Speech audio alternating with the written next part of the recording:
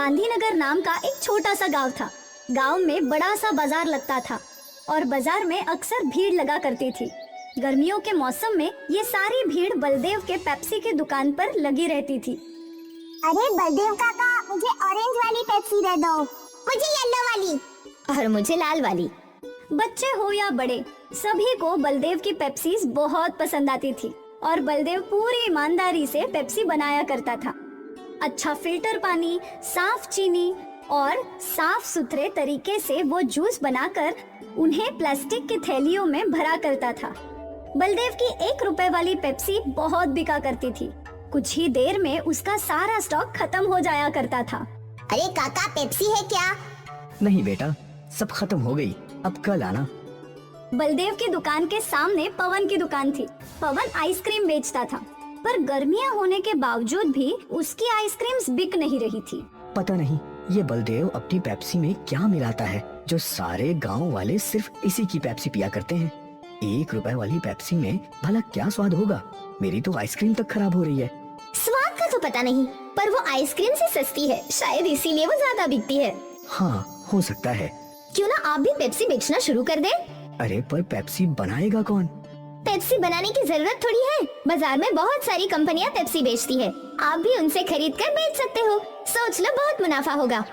वैसे आइडिया तो अच्छा है, कल ही शहर जाकर ढेर सारी पेप्सी खरीद लाता हूँ। ठीक है। अगली सुबह पवन शहर से ढेर सारी जूस वाली पेप्सीज ले आया और उसने वो सब अपने फ्रिज में रख दी। अच्छा किए, आप एक बाहर बोर्ड लिख दो कि यहाँ पेप्सी मिलेगी। ठीक है। पवन ने एक बोर्ड पर लिखा कि यहाँ पेप्सी मिलेगी और ये बोर्ड अपनी दुकान के बाहर लगा दिया। कुछ देर बाद एक छोटे बच्चे ने वो बोर्ड पढ़ा। यहाँ पेप्सी मिलेगी। काका, कौन कौन से कलर है? सब कलर है, तुम्हें कौन सा चाहिए ये बताओ। मुझे तो एक येलो वाली और एक ऑरेंज वाली चाहिए। पवन ने उस बच्चे को 2 पेप्सी के पैकेट्स थमा दिए। वो बच्चा वही खड़े खड़े पेप्सी पीने लगा। ये तो बढ़िया है, मजा आ गया। ये लो, एक और पेप्सी मेरी तरफ से फ्री। जाकर अपने दोस्तों को भी बताना, मेरी दुकान में पेप्सी मिलती है। हाँ हाँ काका, जरूर बताऊंगा।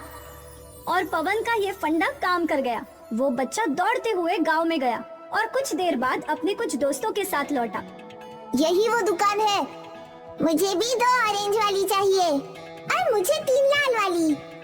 पवन ने सबको पेप्सी दे दी और बस तब से कई लोगों ने पवन की दुकान से पेप्सी खरीदी। आज तक गांव वालों ने बस बलदेव की पेप्सी चखी थी, पर आज उन्हें कंपनी का स्वाद भी अच्छा लगने लगा था। अरे वाह, ये काले रंग वाली पेप्सी तो मैं पहली बार पी रहा हूँ। और भी काफी फ्लेवर है, नींबू पानी, काला खट्टा, ऑरेंज, रोज। वाह भाई वाह, अब तो रोज अलग अलग फ्लेवर चख सकते हैं। पवन के पेप्सी बेचने की वजह से बलदेव की दुकान पर ग्राहकों की कमी हो गई थी। मुझे थोड़ा सब्र से काम करना होगा। पवन ने नई नई पेप्सी बनानी शुरू कर दी है, इससे गांव वाले उसकी दुकान पर जा रहे हैं, पर मुझे यकीन है कि वो सब लौटेंगे। बलदेव अपने आप को तसल्ली दे रहा था। अगले कुछ दिनों तक पवन की दुकान पर पेप्सी के लिए भीड़ लगी रही और यहाँ बलदेव का धंधा मंदा था। गांव के सरपंच बलदेव की दुकान पर आए। क्या हुआ बलदेव, आज परेशान लग रहे हो? अब क्या बताऊं काका, पवन शहर से पेप्सी लाकर बेच रहा है। अब तो मेरे ग्राहक कम हो गए हैं। कोई बात नहीं, ये बस कुछ ही दिनों की बात है। कोई भी नई चीज के पीछे गांव वाले दौड़ पड़ते हैं। तू तो जानता है, सब्र रख, सब ठीक हो जाएगा। और मुझे यकीन है तेरी पेप्सी शहर की कंपनी वाली पेप्सी से अच्छी ही होगी। अब एक काम कर, मुझे 50 पेप्सी दे दे। आज शहर से मेरे पोता पोती आ रहे हैं। ठीक है सरपंच जी। बलदेव ने सरपंच जी को 50 पेप्सी दे दिए और वो खुशी खुशी वहाँ से चले गए। बलदेव अब भी दुखी था। सरपंच जी अपने घर पहुँचे और उन्होंने अपने पोते को एक पेप्सी दी। पापा, ये पेप्सी वगैरह अच्छी नहीं होती, इनमें इतनी मिलावट होती है जिससे बच्चे बीमार पड़ जाते हैं। बेटा, ये पेप्सी हमारा बलदेव खुद बनाता है, बिना मिलावट, साफ ढंग से। इसे तो हम कई सालों से पी रहे हैं, अब तक कोई बीमार नहीं हुआ। देखिए, सरपंच ने एक पेप्सी अपनी बेटी को दी और उसने वो चखी। वाह पापा, ये तो बहुत अच्छी है। सरपंच जी के घर आए हुए सारे मेहमानों ने वो पेप्सी पीना शुरू किया। कुछ ही देर में सारी पेप्सी खत्म हो गई। पापा, आपने ये कहाँ से ली? मैं थोड़ी और ले लेती हूँ। बाजार में तुझे बलदेव की दुकान दिखेगी जिसमें बड़ा फ्रिज होगा, उसी की दुकान से। मैं लेकर आती हूँ। नेहा बाजार पहुंची तो वो बलदेव और पवन की दुकान में उलझ गई। उसे समझ नहीं आ रहा था कि कौन सी दुकान है। शायद जिस दुकान पर भीड़ लगी है मुझे वहाँ जाना चाहिए। नेहा पवन की दुकान में गई। मुझे 20 पेप्सी देना। जैसे ही पवन ने फ्रिज से पेप्सी के पैकेट निकाले तो नेहा ने मना कर दिया। नहीं नहीं, ये नहीं चाहिए। अरे अभी तो आपने 20 पेप्सी मांगी। हाँ, पर ये केमिकल वाली नहीं चाहिए। वहाँ खड़े एक आदमी ने नेहा से पूछा, बहन, इस पेप्सी में कौन सा केमिकल है? ये पेप्सी शहर की कंपनियों में बनती है। वहाँ इन्हें बनाने में कई सारे केमिकल्स डालते हैं जो हानिकारक है और जिससे बच्चे बीमार पड़ सकते हैं। अगर ऐसी बात है तो तुम यहाँ पेप्सी लेने क्यों आई हो? मैं तो यहाँ वो पेप्सी लेने आई थी जो इसी गांव में बनती है। अच्छा, तो आपको बलदेव भाई की पेप्सी लेनी है, उनकी दुकान सामने है। नेहा वहाँ से चली गई, पर आसपास के लोग शहर की केमिकल वाली पेप्सी की बातें करने लगे। नेहा ने बलदेव की दुकान से पेप्सी खरीद ली और वो घर चली गई।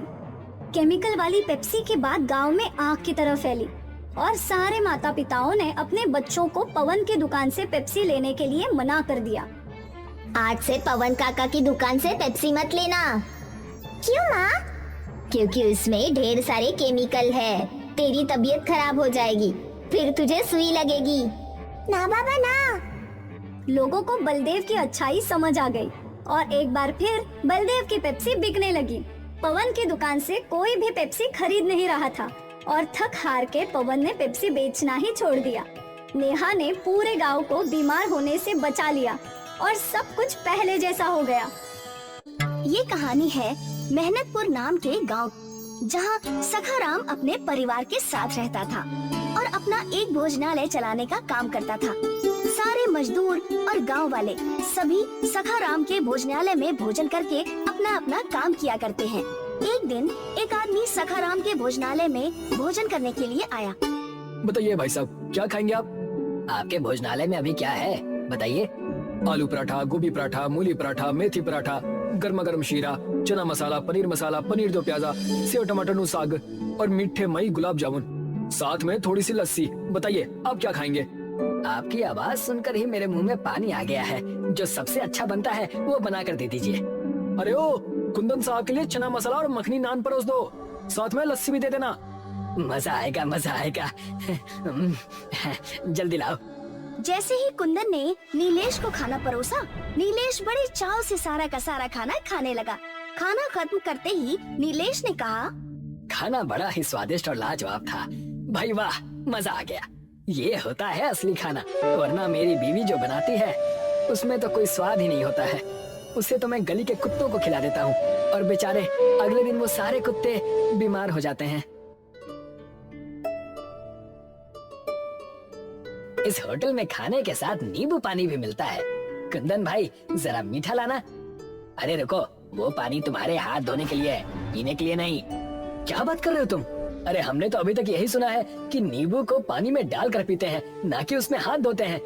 तो फिर आप गलत जगह पर आ गए हैं। आपको किसी सस्ते भोजनालय में जाना चाहिए। बिल पे कीजिए और जाइए यहाँ से। कुंदन ने नीलेश के पास आकर एक पर्ची थमाई, जिसे देखकर नीलेश के होश उड़ गए। ये सब क्या है? चना मसाला 300 रुपए और नान 70 रुपए। नहीं भाई, मैंने कोई पार्सल नहीं करवाया है, इतने पैसे नहीं होने चाहिए। भाई साहब, ये कोई पार्सल के पैसे नहीं, बल्कि जो तुमने खाए हैं उसके पैसे हैं। इतनी तो मेरे दिन की दिहाड़ी भी नहीं है और इतना महंगा खाना। अगर मुझे पता होता तो मैं थोड़ी ना खाता। नीलेश अपनी जेब से 100 रुपए निकाल कर टेबल पर रख देता है। कुंदन गुस्से से अपने मालिक सखाराम को आवाज लगाता है। मालिक, इस आदमी के पास पैसे ही नहीं है। इसका बिल पूरे 700 रुपए है, मगर ये सिर्फ 100 रुपए देकर हमें टरकाने की कोशिश कर रहा है। नीलेश की बात सुनकर सखाराम गुस्से से वहाँ पर आता है। तुम्हारी जेब में जब फूटी कौड़ी नहीं थी तो तुम्हें क्या जरूरत थी यहाँ पर आने की? तुम्हारे जैसे लोगों को इस भोजनालय में आने का कोई अधिकार नहीं है। जल्दी से पैसे निकाल, नहीं तो मैं तेरा मार मार कर भरता बना दूंगा। अजीब बदतमीज आदमी है आप। अब आप तो ग्राहकों के साथ बदतमीजी कर रहे हैं। बदतमीजी उसके साथ नहीं की जाती जिसकी कोई इज्जत होती है, और आज की दुनिया में जिसके पास पैसे नहीं होते उसकी कोई इज्जत नहीं होती। इतना बोलकर सखाराम भोजनालय के कर्मचारियों से बोलता है। देखते क्या हो, मारो इसे। सखाराम की बात सुनते ही ढाबे के सारे कर्मचारी नीलेश को बुरी तरह से पीटने लगते हैं। सखाराम गुस्से से नीलेश से बोलता है, तुझे 2 दिन तक भोजनालय की झूठी प्लेट साफ करनी होगी, तब कहीं जाकर बिल चुकता होगा। नीलेश 2 दिन तक लगातार उस भोजनालय की जूठी प्लेट साफ करता रहा। 2 दिन बाद नीलेश अपने घर जाकर अपने साथ हुई उस दुर्घटना को रोते हुए अपनी पत्नी विमला को बताता है। अजी क्या जरूरत थी उस भोजनालय में जाने की, जब आपके पास इतने पैसे नहीं थे। निर्दयी लोगों ने पहले तो आपको बुरी तरह से पीटा, उसके बाद भी जब उनका दिल नहीं भरा तो उन्होंने 2 दिन तक लगातार भोजनालय में आपसे जानवरों की तरह काम करवाया। मेरा बहुत अपमान किया है विमला। आज मुझे एक बात समझ में आ गई कि बेचारे गरीब और असहाय लोगों को अच्छे भोजनालय में भोजन करने का कोई अधिकार नहीं है, लेकिन मैं ऐसा नहीं होने दूंगा। अजी आप क्या कर लेंगे, आप तो खुद मार खाकर आ रहे हैं। मैं अपना भोजनालय खुद बनाऊंगा और अपने गांव में एक ऐसा भोजनालय बनाकर तैयार करूंगा जहां हर गरीब को बहुत सस्ते में अच्छा भोजन मिल सके। आखिर गरीब के भी कुछ अधिकार होते हैं विमला। गरीब का जन्म इन निर्दयी लोगों से मार खाने के लिए नहीं हुआ, उसे भी अच्छा भोजन करने का अधिकार है। लेकिन कैसे? नीलेश ने अपनी पत्नी की बात का कोई जवाब नहीं दिया। वो चुपचाप रात भर गहरी सोच में गुम रहा। अगली सुबह नीलेश गांव के हर घर में जाकर चंदा जमा करने लगा, मगर सबने उसे अपमानित करके अपने घरों से भगा दिया। गांव का ही एक आदमी नीलेश का मजाक उड़ाते हुए बोला, पागल हो गए हो क्या? अरे कोई काम धंधा करो। ये अचानक तुम्हारे अंदर गरीबों के प्रति इतना प्रेम कैसे जागृत हो गया? उसके लिए तो देश के नेता ही काफी हैं। ये कैसी बात कर रहे हो तुम? मैं जो कुछ भी कर रहा हूँ गांव की भलाई के लिए कर रहा हूँ। हमारे गांव का नाम मेहनतपुर है। हमारे गांव के वासी दिन भर मेहनत में जुटे रहते हैं और उन्हें ढंग का एक वक्त का भोजन भी नहीं मिल पाता। तुम मेरा साथ देने की बजाय मुझे उल्टा अपमानित कर रहे हो।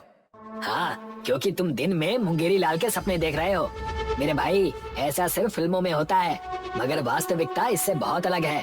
और मुझे एक बात बताओ नीलेश, एक बार को मान लिया जाए कि तुम अपने मकसद में सफल भी हो गए, तो 1 रुपए की थाली कब तक तुम गरीब लोगों को खिला पाओगे? ये पूरी तरह से असंभव है। इतना कहकर वो नीलेश का मजाक उड़ाता हुआ सखाराम के भोजनालय में जाकर बोला, सुना सखाराम जी, नीलेश अपने गांव में एक भोजनालय बनाना चाहता है। आप जो थाली 700 रुपए में बेचते हैं, वो थाली वो 1 रुपए में बेचने की सोच रहा है। लगता है उसकी बुद्धि भ्रष्ट हो गई है। अब उस बेवकूफ को कौन समझाए? तभी सखाराम का नौकर कुंदन सखाराम के पास आकर धीरे से बोला, सखाराम जी, हमें इसकी बातों को मजाक में नहीं लेना चाहिए। ओए क्या कहना चाहता है तू? अगर नीलेश अपने मकसद में सफल हो गया तो कभी आपने सोचा है आपके भोजनालय का क्या होगा? कुत्ते लौटेंगे, कुत्ते।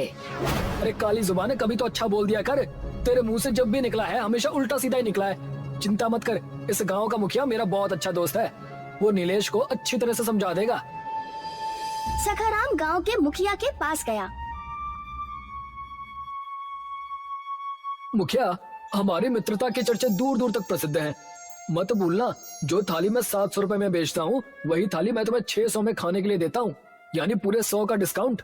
बोल तो ऐसे रहे हो जैसे मेरे ऊपर बहुत बड़ा कोई उपकार करते हो। मैंने तो तुमसे कभी नहीं कहा कि तुम मुझे 100 रुपए का डिस्काउंट दो।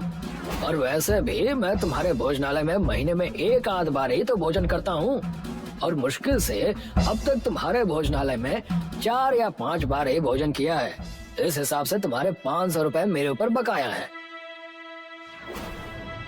लगता है मुखिया तुम मेरी बात का बुरा मान गए। तुम अच्छी तरह से जानते हो सखाराम कि मुझे चापलूसों से सख्त नफरत है। मुद्दे की बात करो, किस काम के लिए यहाँ पर आए हो? कुछ दिन पहले नीलेश मेरे भोजनालय में भोजन करने आया था। अब आप ही बताओ मुखिया जी, 700 रुपए के बदले वो सिर्फ 100 रुपए दे रहा था, इसलिए मैंने उससे 2 दिन तक अपने भोजनालय की झूठी प्लेटें क्या साफ करवा दी। वो तो बुरी तरह से क्रोधित हो गया। हाँ, मैंने सुना है कि तुमने उसे पीटा भी था। हाँ, अब क्रोध में 1-2 थप्पड़ तो मार ही दिए थे, लेकिन इतना भी नहीं पीटा था कि वो इतना नाराज हो जाए। कहना क्या चाहते हो सखाराम? खुलकर बात करो। वो इस गांव में एक भोजनालय बनाने की तैयारी कर रहा है और जो थाली मैं 700 रुपए में देता हूँ वही थाली वो 1 रुपए में ग्राहकों को बेचेगा। अगर ऐसा हो गया ना तो मेरा तो भोजनालय बंद हो जाएगा, मैं सड़क पर आ जाऊंगा। सखाराम की बात सुनकर मुखिया हंसने लगा। सखाराम, लगता है नीलेश की तो बुद्धि भ्रष्ट हो ही गई है, लेकिन मुझे लगता है साथ में तुम्हारी भी बुद्धि भ्रष्ट हो गई है। ऐसा संभव नहीं है। सोच लो मुखिया, अगर वो अपने मकसद में कामयाब हो गया ना तो उसके नाम के चर्चे दूर दूर तक फैल जाएंगे। लोग इस गांव के मुखिया से ज्यादा सम्मान उसका करेंगे और फिर कोई बड़ी बात नहीं है कि कुछ सालों बाद उसकी दयालुता को देखकर गांव के वासी उसे ही मुखिया बना दे। जरूर वो कुछ बड़ा करने की सोच रहा है। सखाराम की बात सुनकर मुखिया सोच में पड़ गया।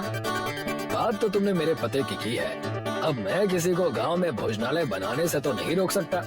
हाँ, इतना जरूर कर सकता हूँ कि वो आजकल मेरी ही भट्टी पर दिहाड़ी पर काम कर रहा है, तो मैं उसे धक्के देकर बाहर निकाल दूंगा। उसके बाद वो सिर्फ अपना पेट भरने की सोचेगा, ना कि गांव के गरीब भिखारियों का पेट भरने की। सखाराम वहाँ से चला गया।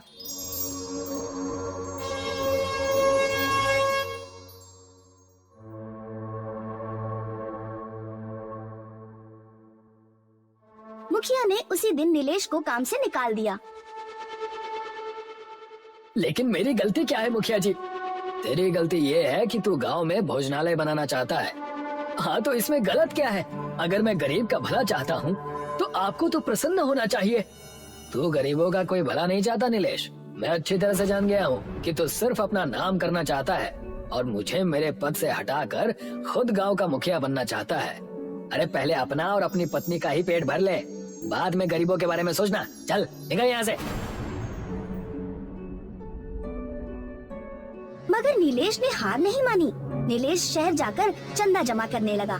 इस दौरान उसकी मुलाकात सेठ जमुना प्रसाद से हुई। जमुना प्रसाद बेहद दयालु व्यक्ति थे।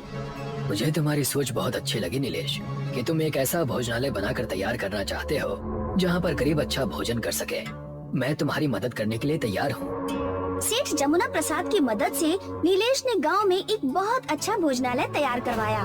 उसके भोजनालय में गुजराती, मराठी, कन्नड़ सभी तरह के भोजन तैयार होने लगे। भोजनालय बनते ही कुछ लोग भोजनालय में भोजन करने के लिए आ गए। वो सब देश के अलग अलग शहरों के रहने वाले थे। एक गुजराती नीलेश से बोला, તમારા રેસ્ટોરન્ટ માંથી બહુ મસ્ત ખુશ્બુ આવે છે। આ ખુશ્બુ સૂંઘીને હું પોતાને રોકી ના શક્યો। તો હવે મને જમવા આપો। नीलेश ने उस गुजराती को एक थाली में गुजरात का सारा प्रसिद्ध भोजन परोस दिया। भोजन खाकर गुजराती खुश होते हुए नीलेश से बोला, કેટલા રૂપિયા? બસ 1 રૂપિયાની આખી થાળી મળશે। 1 रुपए का नाम सुनकर गुजराती खुश हो गया। भोजनालय में लोगों की भीड़ लगने लगी। दूर दूर के शहर के लोग नीलेश के भोजनालय में भोजन करने के लिए आने लगे। अमीर हो या गरीब, नीलेश हर किसी से एक थाली का 1 रुपया ही वसूलता था। और ये बात सखाराम को बिल्कुल भी पसंद नहीं आई। सखाराम क्रोधित होकर कुंदन से बोला, इस नीलेश ने तो मेरे भोजनालय को बंद करवा दिया है। मेरे भोजनालय में कोई कुत्ता तक नहीं भटकता। कुछ करो कुंदन। चिंता मत कीजिए सखाराम जी, मेरे पास एक उपाय है। कैसा उपाय? क्यों ना हम दोनों उसके भोजनालय में आग लगवा दें। जब 2-4 लोग जलकर मर जाएंगे तो उसका भोजनालय बंद हो जाएगा। सखाराम और कुंदन उस समय नीलेश के भोजनालय में आग लगाने की योजना बना रहे थे।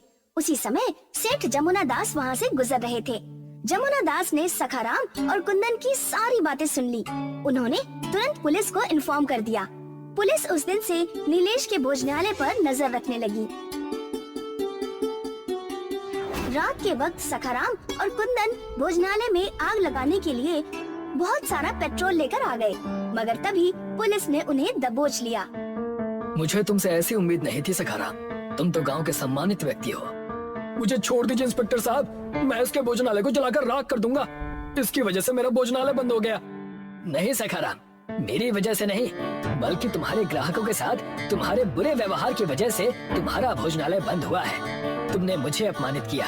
मैं चाहता तो अपने अपमान का जवाब किसी और तरीके से भी दे सकता था, लेकिन नहीं, मैं तुम्हारे अपमान का घूंट अमृत समझकर पी गया। और देखो, आज इस भोजनालय में देश का हर नागरिक आता है और सिर्फ 1 रुपए में पेट भरकर भोजन करके चला जाता है। तुम्हें क्या लगता है कि मुझे प्रॉफिट नहीं हो रहा? मेरे परिवार का खर्चा इसी भोजनालय से चलता है। पुलिस ने सखाराम और कुंदन को गिरफ्तार कर लिया। और सखाराम का भोजनालय बंद हो गया। आज भी नीलेश के भोजनालय में 1 रुपए की ही थाली मिलती है। कुंतीपुर नाम का एक गांव था। वहाँ भैरव अपने पिता और अपने भाई के साथ रहता था। बचपन में ही माँ के गुजर जाने की वजह से घर की सारी देखभाल भैरव को ही करनी पड़ती थी, इसलिए वो स्थानीय रेलवे में कूली का काम किया करता था। वैसे तो भैरव पढ़ा लिखा इंजीनियर था। आज सुबह से स्टेशन पर एक भी ट्रेन नहीं आई। पता नहीं क्या हो गया है। उस दिन उड़ीसा में भी इतना बड़ा हादसा हो गया था। भगवान करे उनके परिवार में सुख शांति हो। भैरव पूरा दिन इंतजार करके स्टेशन मास्टर के पास चला जाता है और उनसे जाकर ट्रेन न आने की वजह पूछता है। अब आप ही बताइए, अगर ऐसा चलता रहा तो हम घर कैसे चलाएंगे और खुद कैसे रहेंगे? अब मैं तुमसे क्या कहूँ भैरव, सुबह से फोन पर फोन आ रहे हैं, हमारे हाथ भी बंधे हुए हैं, हमें भी कुछ समझ में नहीं आ रहा। कुंतीपुर में ट्रेन आने का नाम ही नहीं ले रही थी। सारे कूली और स्टेशन मास्टर दोनों ही परेशान थे। ऐसे ही कई हफ्ते बीत चुके थे। तब भैरव और उसके साथी कूलियों ने फैसला किया। मेरा घर तो पहले से ही गिरवी है। एक तो बेरोजगारी में पहले हमने कुली का काम शुरू किया और अब ये सब। सही कहा भैरव भैया तुमने। दुनिया का बोझ हम उठाते हैं, लेकिन हमारे बोझ के बारे में किसी को कुछ नहीं पता। क्या बताऊं बेटा मैं, मेरी तो उम्र भी 60 की है। मेरे घर पर मेरा अपाहिज बच्चा है जिसके लिए मैं काम करता हूँ, और अगर ऐसा ही चला तो हम दोनों भूखे मर जाएंगे। हम सबको स्टेशन मास्टर के पास जाना चाहिए। सारे कूली मिलकर स्टेशन मास्टर के पास जाते हैं। वो देश के सबसे बड़े बिजनेसमैन से बात कर रहा होता है। देखो, मैं तुम्हें मन चाहे पैसे देने को तैयार हूँ, लेकिन अच्छी बुलेट ट्रेन बनाएगा कौन? उड़ीसा हादसे के बाद से कोई ये जिम्मेदारी लेने को तैयार नहीं है। लेकिन आप हमारी बात तो समझिए। हमारे देश में पहले से ही इतनी तकलीफें हैं और आप हैं कि लोगों की समस्या अनदेखा कर रहे हैं। वो बिजनेसमैन किसी की नहीं सुनता और वहाँ से चला जाता है। ये सारी बातें भैरव और उसके साथी पीछे से सुन रहे थे और भैरव उस बिजनेसमैन यानी कि उस व्यापारी के पीछे पीछे दौड़ता है और उससे कहता है, सर सर सर मेरी बात तो सुनिए, मेरी बात तो सुनिए सर, आखिर मेरी बात तो सुनिए सर। मुझे बस आपका 1 मिनट चाहिए, उससे ज्यादा नहीं। अगर आपका समय बर्बाद हुआ तो मैं आपको कभी अपनी शक्ल नहीं दिखाऊंगा। हाँ कहो, तुम्हारे पास सिर्फ 1 मिनट है, और अगर मेरा वक्त बर्बाद हुआ तो तुम कूलियों का ठिकाना नहीं मिलेगा। आप जिस ट्रेन की बात कर रहे हैं वो ट्रेन मैं बना सकता हूँ। मेरे पास उस ट्रेन को बनाने के लिए हर एक चीज है। ये बात मैं मान कैसे लूँ? तुम कहना क्या चाहते हो? तब भैरव अपने पास में रखा हुआ एक छोटा सा बुलेट ट्रेन उस बिजनेसमैन यानी कि व्यापारी को निकाल कर दिखाता है, जिसे देखकर वो बहुत खुश हो जाता है। तब भैरव उससे कहता है, और मैं पेशे से एक इंजीनियर भी हूँ। आप बस भरोसा करके देखिए, हम आपको ऐसे ही पूरी बुलेट ट्रेन बना कर देंगे। इम्प्रेसिव, अच्छा प्रेजेंटेशन दिया तुमने, खूब आगे जाओगे। इसीलिए मैं तुम्हें ये बुलेट ट्रेन बनाने का अवसर देता हूँ। धन्यवाद आपका, मैं ये चीज हमेशा याद रखूंगा। हम कुली भाइयों पर आपका ये एहसान हमेशा रहेगा। उस व्यापारी ने पैसे रेलवे विभाग को दे दिए और सारी जिम्मेदारी भैरव के कंधों पर सौंप दी और भैरव ने ठीक वैसा ही किया। मैं चाहता हूँ कि तुम इस पर बहुत अच्छा काम करो और अच्छी बुलेट ट्रेन बनाकर दिखाओ। भैरव और उसके साथी उस बुलेट ट्रेन को बनाने में लग गए। सारे कूली मजदूरों वाले काम करने लगे। सभी एक साथ मिलकर उस बुलेट ट्रेन पर काम करने लगे। देखते ही देखते उस बुलेट ट्रेन को उन्होंने पूरे 4 महीनों में बना ही दिया, जिसका दौरा करने वही व्यापारी यानी कि बिजनेसमैन वहाँ पर आया और देखकर कहने लगा, वाह, ये हुई ना बात। मैं यही तो चाहता था तुमसे। तुमने जो काम किया है वो कोई और नहीं कर सकता था। कम पैसों में इतनी अच्छी बुलेट ट्रेन कोई भी नहीं बना पाता। ये सब बस आपके दिए हुए अवसर की वजह से ही संभव हो पाया। भैरव, तुम इन्हें इस ट्रेन की खासियत तो बताओ। इस ट्रेन की खासियत ये है कि ये ट्रेन दुर्घटनाग्रस्त नहीं हो सकती। ये ट्रेन अपने आसपास के 1 किलोमीटर की दूरी तक वाइब्रेशन के सिग्नल पर नजर रखती है। इस ट्रेन के 1 किलोमीटर के दायरे में अगर कोई भी दूसरी ट्रेन आती है तो ये उस ट्रेन को सिग्नल देकर उन्हें रोक सकती है। ये खासियत है इसकी। लोगों के फायदे के लिए कौन सी बात है इसमें? इस ट्रेन के गेट में जब भी कोई जाता है उसे ये गिरने से बचा लेता है। हमने इस ट्रेन में एडवांस टेक्नोलॉजी डाली है। वाह, अद्भुत, मजा आ गया। उस व्यापारी ने भैरव को सरकार को पत्र देकर रेलवे का एक बहुत बड़ा अधिकारी बना दिया। बुलेट ट्रेन की सारी जिम्मेदारी अब भैरव के कंधों पर थी। भैरव एक कूली से बहुत बड़ा जिम्मेदार ऑफिसर बन चुका था। तब बिजनेसमैन ने अपनी चाल चली। इस बुलेट ट्रेन ने लोगों के मन से डर भगा दिया है। कई सारी टिकट्स बिक रही हैं, अच्छा मुनाफा हो रहा है। एक काम करो, इस ट्रेन के पैसे बढ़ा दो और सब जगह हमारी कंपनी का नाम फैला दो कि ये ट्रेन हमने बनाई है। लेकिन सर ये तो बड़ी गलत बात है। भैरव की मेहनत पर आपका हक कैसे हो सकता है? ऐसे ही बाल सफेद नहीं हुए हैं मेरे। मैंने उतनी मेहनत की है। जो मैं कह रहा हूँ वो करो। हर जगह प्रचार कर दो कि ये हमने किया है, यानी मैंने किया है। और वैसा ही हुआ। लोगों को प्रचार करके गलत बातें बताई गई कि बुलेट ट्रेन भैरव ने नहीं बल्कि उस व्यापारी बिजनेसमैन ने बनाई है। भैरव और उसके साथियों की पूरी मेहनत पर पानी फिर चुका था। बुलेट ट्रेन अपने हिसाब से अच्छी तरह चलने लगी थी। भैरव के बारे में किसी को भी कुछ भी पता नहीं था। एक दिन ट्रेन के गेट के पास एक बच्चा गलती से जा पहुंचा।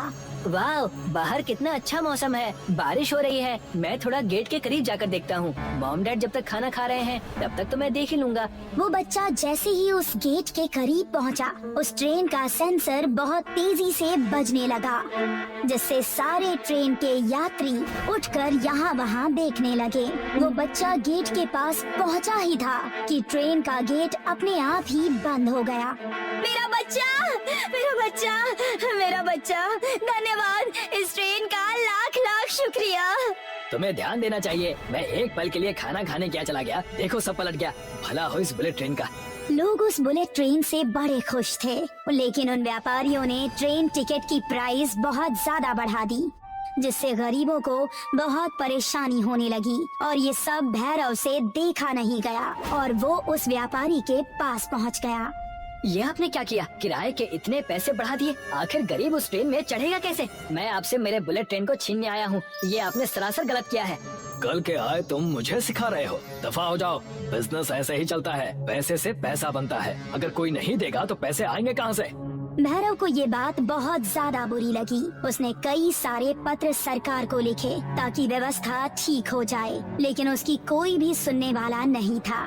एक दिन उसी व्यापारी की पत्नी और बच्चे उस बुलेट ट्रेन से सफर कर रहे थे और उस व्यापारी की पत्नी अचानक ट्रेन में बीमार हो जाती है, जिसे देखकर वो व्यापारी बहुत ही डर जाता है और इधर उधर जाकर चीखने चिल्लाने लगता है। मुझे बचा लो, मेरी सांस रुक रही है, मुझे सांस लेने में बहुत दिक्कत हो रही है, मुझे बचा लो, प्लीज प्लीज मुझे बचा लो। बचाओ, कोई मेरी पत्नी को बचाओ, बचाओ, कोई मेरी पत्नी को बचाओ।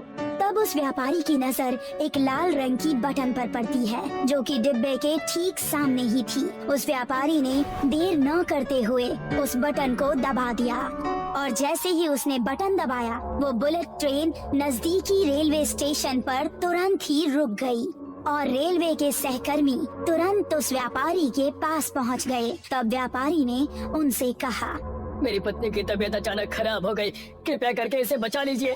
रेलवे सहकर्मियों ने देर नहीं की और तुरंत ही उस व्यापारी की पत्नी को हॉस्पिटल ले जाया गया और उसकी जान बचाई गई। तब जाकर उस व्यापारी को अपनी गलती का एहसास हुआ और उसने भैरव से माफी मांगी।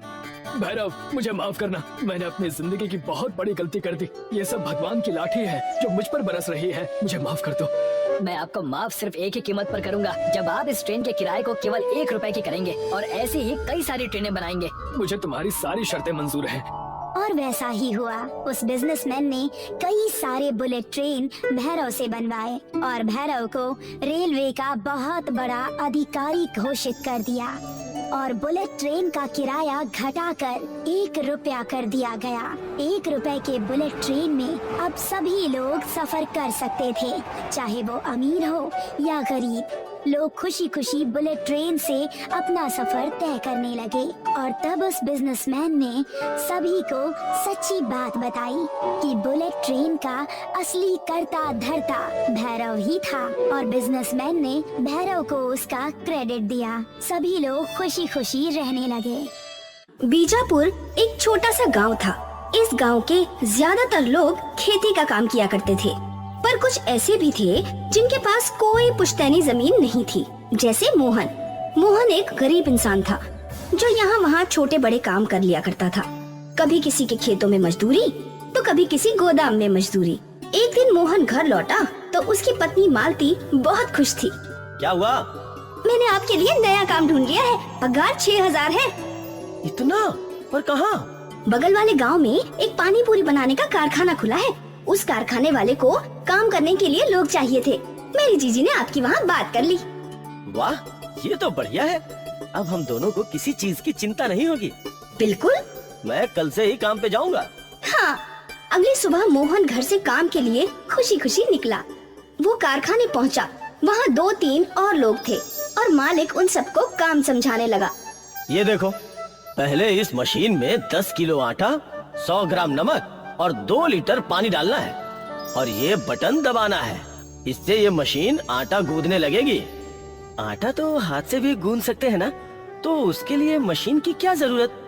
गूंद तो सकते हैं, पर जब हमें ज्यादा मात्रा में काम करना हो तो हर काम के लिए मशीन ही काम आसान बनाती है। जी, गौर से देखो, हरे बटन से मशीन शुरू होती है और लाल से बंद। ठीक है मालिक। फिर गूंदे हुए आटे के गोले बनाकर इस दूसरी मशीन में डालना है। इस मशीन से आटा चपटा होता है और गोल गोल कटकर निकलता है। जी, और फिर इन पानी पूरियों को बस तलने वाली मशीन में डालना है और जैसे ही ये फूल जाए इन्हें बाहर निकाल लेना है और फिर इस आखिरी मशीन की सहायता से पूरियों को प्लास्टिक में पैक करना है। किशोर, तुम आटे गूंदने की मशीन पे जाओ। विवेक, तुम चपाती करने वाली मशीन पर। सदैव, तुम पूरी तलो और मोहन, तुम पैकिंग करो। हर हफ्ते तुम लोग अलग अलग मशीन पर काम करोगे। दिन में 6 घंटों की ड्यूटी है बस। ठीक है मालिक। और बस उस दिन से मोहन दूसरे लोगों के साथ उस पानी पूरी के कारखाने में काम पर लग गया। मोहन और मालती बहुत खुश थे। अब उन्हें पैसे की और खाने की परेशानी नहीं थी और महीने के आखिर में मोहन की तनख्वाह आने वाली थी। मोहन भी हंसी खुशी कारखाने में काम करने लगा। धीरे धीरे वो पानी पूरी की पूरियां बनाना सीख गया। अगले 6 महीनों तक मोहन आराम से पानी पूरी के कारखाने में काम कर रहा था। फिर एक दिन कारखाने का मालिक परेशान होकर कारखाने में आया। कल से तुम सबको काम पर आने की कोई जरूरत नहीं है। पर क्यों मालिक? क्योंकि मेरे पास पैसे नहीं है तुम सबकी तनख्वाह के लिए। मेरे कई व्यापारियों ने पैसे नहीं चुकाए। पिछले 2 महीनों से मैं सब झेल रहा था, पर अब आगे मैं नहीं कर पाऊंगा। कल से तुम सब कोई और काम ढूंढ लो। ये सुनकर सारे मजदूर निराश हो गए और मोहन भी। मोहन को फिर से छोटे बड़े काम करने पड़ेंगे और पैसों की तंगी भी झेलनी पड़ेगी। ये सोचकर ही उसका मन बैठ गया। खैर, मोहन घर आया और उसने ये सारी बातें मालती को बताई। आप फिक्र मत कीजिए, आपको कोई और काम मिल जाएगा। मोहन निराश था। अगले कुछ दिनों तक मोहन काम की तलाश में यहाँ वहाँ भटकता रहा और उसे कहीं कोई काम नहीं मिला। वो मायूस हो गया। समझ नहीं आ रहा है कि अब क्या करें। मुझे और कोई काम आता भी तो नहीं है सिवाय पानी पूरी के पूरी बनाने के। तो आप वही क्यों नहीं करते? मैं समझा नहीं। आपको पानी पूरी बनाना आता है और मुझे रगड़ा और पानी बनाना। हम दोनों मिलकर पानी पूरी का ठेला डाल सकते हैं। हाँ, पर गांव में इतने सारे पानी पूरी के ठेले तो हैं, फिर लोग हमारी पानी पूरी क्यों खाएंगे? हम दाम गिरा देंगे और क्या। 10 रुपए के बदले 8 रुपए की प्लेट करें तो? उससे भी अच्छा अगर हम 1 रुपए की पानी पूरी बेचे तो? 1 रुपए की कैसे बेच सकते हैं? 1 रुपए की एक पानी पूरी, ग्राहक जितना मर्जी खाए। तो क्या हमें मुनाफा होगा? हाँ होगा ना। हम पूरियाँ खुद बनाएंगे और बाकी सारा सामान भी हमें लगभग आधा मुनाफा होगा। तो फिर देर किस बात की, कल ही कोशिश करके देखते हैं। अगली सुबह मोहन और मालती अपने काम में जुट गए। मोहन पूरियां बनाने लगा और मालती रगड़ा और पानी बनाने लगी। मोहन अपने काम में निपुण था। उसने बिना मशीनों के भी अच्छी पूरियां बनाई और मालती भी अच्छी बावर्ची थी। उसने भी स्वादिष्ट रगड़ा और पानी तैयार कर लिया। अब सब कुछ तैयार है। शाम में ही शुभारंभ करते हैं। 1 रुपए की एक पानी पूरी का। बिल्कुल। एक चीज बची है। मोहन ने एक पाटी दिखाई जिस पर लिखा था 1 रुपए की पानी पूरी। ये अच्छा है। शाम को मोहन और मालती ने बाजार के किनारे अपना पानी पूरी का ठेला लगाया और वो पाटी भी टांग दी। उस पाटी को देखकर एक बच्ची उनके पास आई। 1 रुपए की पानी पूरी? सच्ची? हाँ, 1 रुपए की एक पानी पूरी। अरे वाह! बच्ची ने अपनी जेब देखी। मेरे पास 4 रुपए हैं, मुझे 4 रुपए की पानी पूरी दीजिए। मोहन ने उस बच्ची को 4 पानी पूरी दे दी। वाह, बहुत अच्छी है काका, मैं अपने दोस्तों को भी बताऊंगी। उस बच्ची ने पानी पूरी खाई और दौड़ पड़ी। कुछ देर बाद वो कई और बच्चों को अपने साथ ले आई। मुझे 2 पानी पूरी चाहिए। मुझे 3। मुझे 5। मोहन और मालती ने बच्चों से पैसे लिए और उन्हें पानी पूरी दे दी। बच्चे पानी पूरी बड़े चाव से खा रहे थे। बच्चों के बाद कुछ और बड़े लोग भी मालती और मोहन के पास पानी पूरी खाने के लिए आए। वाह, ये पूरियाँ तो बहुत स्वादिष्ट हैं। मजा आ गया। इतनी स्वादिष्ट और सस्ती पानी पूरी शायद ही कहीं होगी। लोग 1 रुपए की पानी पूरी खाने के लिए टूट पड़े। मालती और मोहन पानी पूरियाँ बनाए जा रहे थे और लोग खा रहे थे, और तब तक ग्राहक थे जब तक उनकी सारी पानी पूरी खत्म नहीं हो गई। बाप रे, मुझे नहीं लगा था कि इतनी भीड़ आएगी। मुझे भी। और जब उनका ध्यान पैसों पर गया तो पैसे देखकर वो दोनों खुश थे। काफी अच्छी कमाई हुई है आज। हाँ। अगले दिन मालती और मोहन ने ज्यादा पानी पूरियाँ बनाई और पिछले दिनों की तरह आज भी 1 रुपए की पानी पूरी खाने के लिए ग्राहकों की कतार लग गई और कुछ ही घंटों में उनका सारा सामान खत्म हो गया। 1 रुपए की स्वादिष्ट पानी पूरी ने तहलका मचा दिया।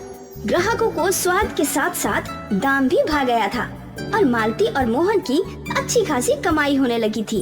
उन दोनों की आर्थिक समस्या सुलझ गई और देखते ही देखते मोहन ने अपना पूरियों का कारखाना खोल लिया।